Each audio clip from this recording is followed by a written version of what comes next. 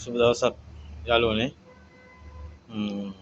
අපි දැක්කා මේ දවස්වල සමාජ මාධ්‍ය තුළ සංසරණය වෙනවා අවුරුදු 16ක තරුණයෙකුට පුද්ගලයන් දෙදෙනෙක් විසින් අමානුෂික ලෙස තම පහර දෙන ආකාරය. ඉතින් බලනකොට මේ දරුවා ගාල්ල දංගෙදර ප්‍රදේශයේ ව්‍යාපාරිකයෙක් ළඟ තමයි සේවය කරලා තියෙන්නේ. ඉතින් මේ සේවය අතරතුර දරුවා දැකලා තිනවා මේ ව්‍යාපාරිකයාගේ දියණිය සමග සම්බන්ධතාවයක් තියෙන පුද්ගලෙක් සමග කතා බහ කරගෙන ඉන්නවා. ඒ බව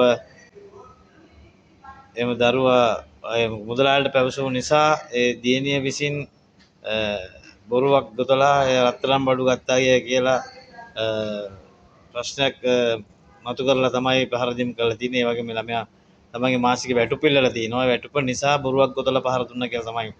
ඒක සමාජ මාධ්‍ය තුළ සෑහෙන විදිහට වෛරල් වුණා. ඉතින් ඒ බව මම හිතන්නේ ශ්‍රී ලංකා පොලිස් දෙපාර්තමේන්තුවේ නිලධාරී මහතුන් ඒ බව සොයා බලලා අද මම හිතන්නේ අද ඒ පවුලේ ඒ ව්‍යාපාරිකයාගේ පුතයි එයාගේ බිරිඳයි දුවයි ඒ හතර දෙනාම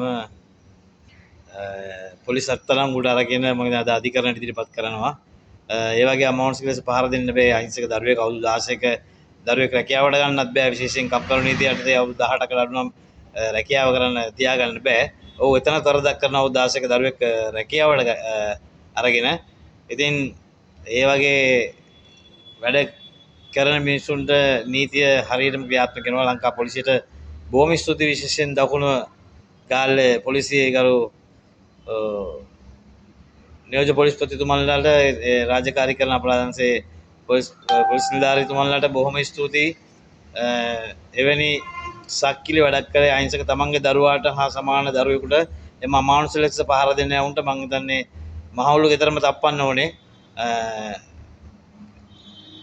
අහිංසක දරුවෙක්ට පහර දෙන්නේ ඒ දරුවා මම හිතන්නේ තමන්ගේ යට ඇඳුම පිටින් ඉන්නේ බාගෙට නිර්වත් කළ පහර දෙන්නේ. ඉතින් ඒ වගේ අයට කිසිම සමාවක් ශ්‍රී ලංකාවේ නීතිය තුල නැහැ. ඉතින් ඒ නිසා නීතිය අකුරෙන් ක්‍රියාත්මක වෙනවා.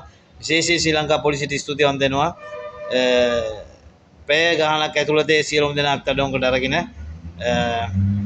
නීතිය හමුවට ඉදිරිපත් කරපු එක ගැන අවුරුදු 16ක් කියන්නේ දරුවෙක් ළමක් අධිකාරියට වුණත් පුළුවන්කම දිනා මොන්ට විරුද්ධව නඩු ගොඩනගන්න මම හිතන්නේ. අවුරුදු 18ක් නැහැනේ. ඒක නිසා අනික කම්කරු නීතිය යටතේ උන්ට රැකියාවක් කරන්න විතර විකුණන්න දාගන්න බෑ. දරුවෙක් තමන්ගේ දරුවෝ කැමැත්තෙන් ඇවිල්ලා පවුලේ බිස්නස් ව්‍යාපාර උදව් කරොත් යන සේවකයෙක් කියලා අවුරුදු 16 දරුවෙක් තියාගන්න බෑ.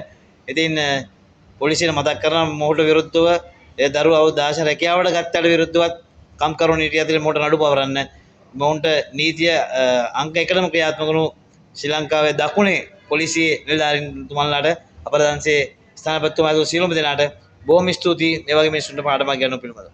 ජය වේවා.